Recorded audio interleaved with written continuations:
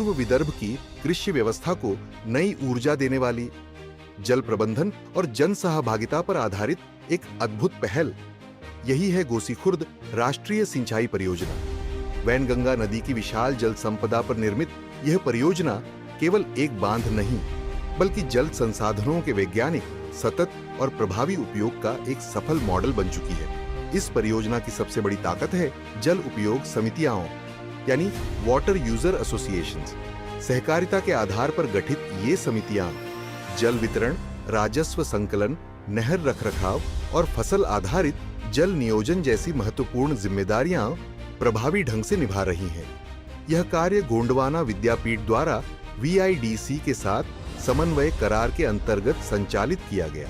वर्ष 2022 में पहली बार गोसीखुर्द बांध अपनी पूर्ण क्षमता तक भर गया और यहीं से ग्रीष्मकालीन सिंचाई की नई अवधारणा ने आकार लिया।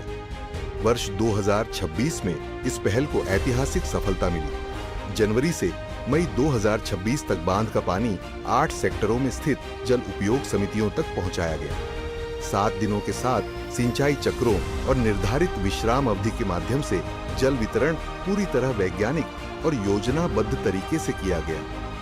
इस सुव्यवस्थित जल प्रबंधन के परिणाम स्वरूप भंडारा और नागपुर जिलों में लगभग 12,000 हेक्टेयर क्षेत्र में ग्रीष्मकालीन धान की खेती संभव हो सकी। इस विशाल हरित क्षेत्र का दस्तावेजीकरण आधुनिक माध्यम से किया गया।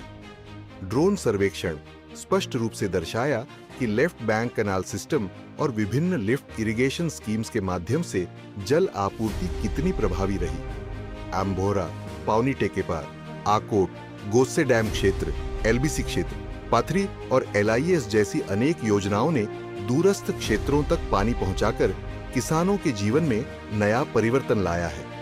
क्योंकि अब पानी केवल एक मौसमी संसाधन नहीं, बल्कि वर्ष भर उपलब्ध रहने वाली एक भरोसेमंद जीवन रेखा बन चुका है।